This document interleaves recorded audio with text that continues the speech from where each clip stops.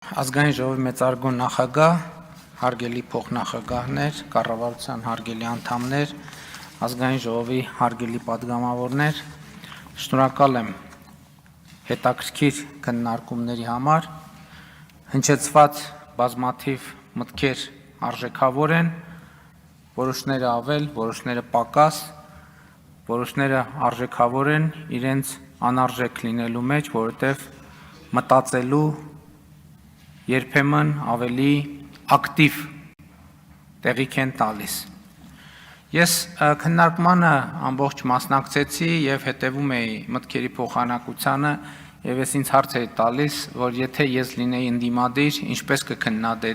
կքննադատեի մեր կառավարությանը եւ կքննադատեի արդյոք թե ոչ, եւ հետո արձանագրեցի, որ աշխարհում չկա եւ երբեք չի եղել եւ երբեք էլ չի լինի որևէ կառավարություն, որին օբյեկտիվորեն եւ սկզբունքորեն հնարավոր չլինի կամ պետք չլինի քննադատել։ Դա ըստ էության ժանր է, որտեղ ընդդիմությունը քննադատում է, իշխանությունը հակադարձում է,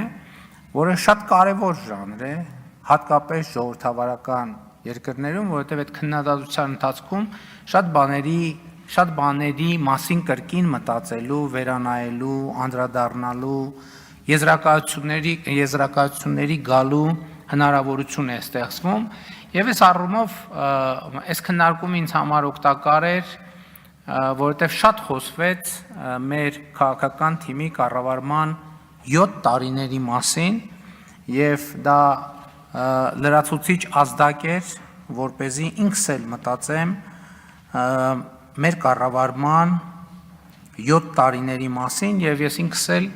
ելույթներին զուգահեռ մտածեմ իմ վարչապետության 7 տարիների մասին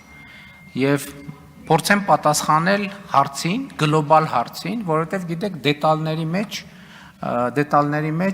կարելի է միշտ էլ առանձնահատկություններ գտնել եւ դրանց վրա կենտրոնանալ, քննադատել կամ չքննադատել։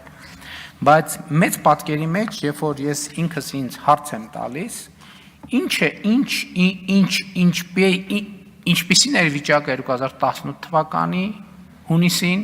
եւ ինչպիսին է վիճակը 2025 թվականի հունիսին, ինչպիսին է ես 2018 թվականի հունիսին եւ ինչպիսին եմ ես 2025 թվականի հունիսին։ Երբ որ եւ այս հարցը ինքս ինձ հետ մենակ մնալով անկեղծորեն, որովհետեւ ուրիշների առաջ խոսել մի բան է, ինքդ քեզ հետ խոսել այլ բան է, որովհետեւ ուրիշների հետ խոսալիս կարելի է ինչ որ բան չհիշատակել, բայց ինքդ քեզ հետ խոսելիս հնարավոր չէ որևէ բան չհիշատակել, որովհետև այդ ամբողջը հիշատակված է։ Եվ հիմա ուզում եմ հետևյալը խոսել, երբ որ ես մտածում եմ իմ մասին 2018 թվականի հունիսին, երբ որ ես նոր Հայաստանի Հանրապետության վարչապետ դարձա, ընտրվեցի, շատ արագ ես ինքս ինձ համար արձանագրեցի, որ ես Հայաստանի Հանրապետության վարչապետ եմ պայմանականորեն եւ ես ավելի շատ ֆորպոստի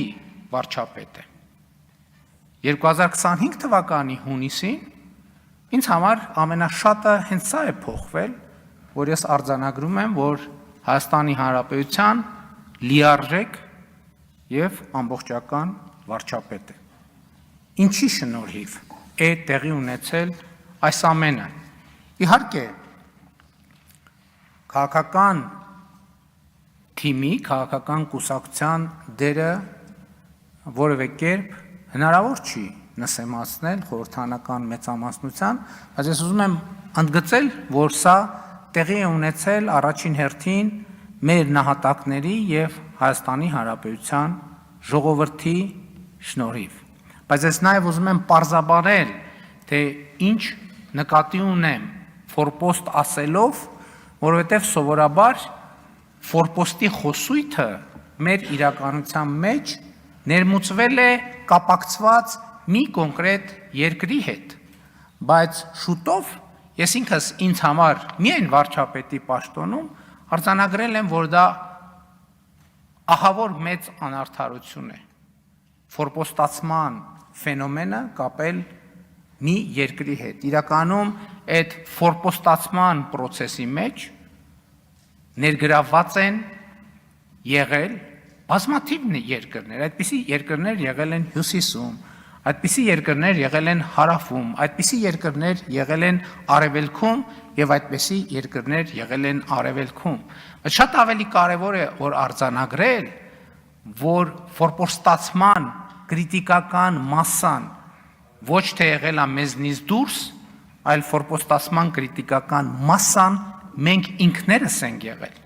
մենք ինքներս ենք ապահովել եւ հետեւյալ տրամաբանությամբ մենք ինքներս մեզ հաշիվ չենք տվել, որ մենք Հայաստանի Հանրապետության կառավարություն ենք, խորհրդարան ենք, ժողովուրդ ենք, մենք ինքներս մեզ հաշիվ չենք տվել, որ մենք պետություն ենք եւ մենք ինքներս մեզ չենք փորձել ինքներս մեզ համար պարզաբանել, թե այնուամենայնիվ ինչ է պետություն, ինչպիսի պարամետրեր ունի այդ պետությունը, ինչպիսի վարքագիծ է ենթադրում պետություն լինելը եւ որ վարքագիծն է, որ մեզ դնում է պետություն լինելու անդին։ Եվ ես արձանագրում եմ, այո, 2018 եւ 2019 թվականին ես եղել եմ ֆորպոստի վարչապետ։ Առաջին հերթին այն պատճառով, որ եղել եմ այն տրամաբանության մեջ,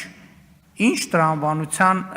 որի հիմնական առանցքը եղել է հետևյալը, որ իրականում Հայաստանի Հանրապետությունը ոչ թե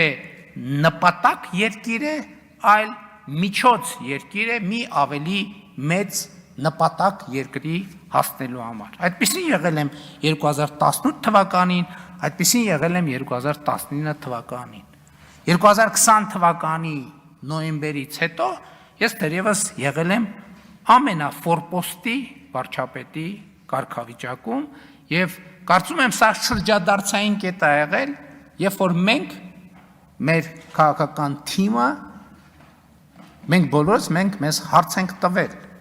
թե ի վերջո ինչ ենք մենք ուզում։ Մենք գտնվել ենք վերջնական եւ ամբողջական ֆորպոստացման գծի եզրին։ Եվ մենք մեզ հարց ենք տվել, մենք ուզում ենք այդ գիծը հատել, թե մենք չենք ուզում այդ գիծը հատել, եւ մենք որոշել ենք, որ մենք չենք ուզում այդ գիծը հատել, եւ այս այն կետն է, որտեղ մենք որոշել ենք, որ Հայաստանում պետքա տեղի ունենա արտահերթ խորհրդարանական ընտրություններ եւ ժողովուրդը պետքա կայացնի որոշումներ, իհարկե առաջին հերթին մենք ինքներս պետքա կայացնենք որոշումներ։ Եվ այս process-ը շատ կարևոր է արձանագրել, որ ինքը մի քայլանոց կոմբինացիա չի, եւ այս process-ը մի իրադարձությամբ չէ, որ կուլմինացիայի է հասել, բայց այնուամենայնիվ ես կարծում եմ, որ կա մի կետ, որտեղ այս process-ը, որտեղ ֆորպոստի ինձ համար անձամբ ֆորպոստի վարչապետից հստակ անցում է կատարվել դեպի Հայաստանի Հանրապետության վարչապետ։ Այդ գործում իհարկե 2021 թվականի խորհրդարանական արտահերթ ընտրությունները շատ մեծ դեր են խաղացել, բայց ես ուզում եմ հստակ ասել, որ այդ կետը, ես գիտեմ այն օրը, երբ որ ես վերածվել եմ Հայաստանի Հանրապետության լիարժեք վարչապետի եւ այդ կետից սկսած մինչեւ օրս գործում եմ բացառապես այդ տրամաբանությամբ։ Դա 2022 թվականի հոկտեմբերի 6-ն է, երբ որ ես դարձել եմ Հայաստանի Հանրապետության առաջին ղեկավարը, ով ճանաչել է Հայաստանի Հանրապետության տարածքային ամբողջականությունը։ Եվ մեր ընդդիմությունը այս օրը եւ այս փաստը եւ նույնիսկ Հայաստանի սահմաններից դուրս օգտագործում են այն տրամաբանությամբ, որ ես առաջին ղեկավարն եմ, ով ճանաչել է Լեռնային Ղարաբաղ Ադրբեջանի կազմում եւ ով ճանաչել է այդ տրամաբանությամբ Ադրբեջանի տարածքային ամբողջականությունը։ Եվ սա շատ կարեւոր եւ շրջադարձային պահ է, որովհետեւ իրականում եւ խորքային քաղաքական իմաստով եւ առարկայորեն ես ասում եմ մենք հիշենք այդ պահը։ Այդ մի ժամանակներ էր, երբ որ մենք արձանագրեցինք, որ նույնիսկ մեր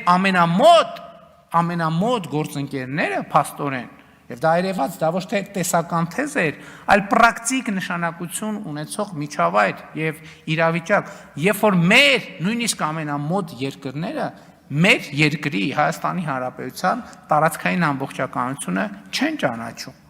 Եվ սա մեզ համար շատ սթափեցնող մի բան էր։ Հենց այդ պահին էր, որ մենք ինքներս մեզ ստիպված էինք հարց տալ, բայց մի րոպե, մենք ինքներս Հայաստանի Հանրապետության տարածքային ամբողջականությունը ճանաչում ենք, որ մի հատ էլ ուրիշներից ենք նեղանում, որ Հայաստանի Հանրապետության տարածքային ամբողջականությունը չեն ճանաչում։ 2022 թվականի հոկտեմբերի 6-ին ես ճանաչել եմ Հայաստանի Հանրապետության տարածքային ամբողջականությունը, հասկանալով, որ Հայաստանի Հանրապետության տարածքային ամբողջականությունը պարփակված է հարևանների տարածքային ամբողջականությամբ։ Ինձ համար դա է այն կետը, որտեղ ավարտվել է ֆորպոստի վարչապետից դեպի Հայաստանի Հանրապետության վարչապետ տրանսֆորմացիա։ Չմոռանաք հավանել տեսանյութը և բաժանորդագրվել Civic AM-ի YouTube-յան էջին։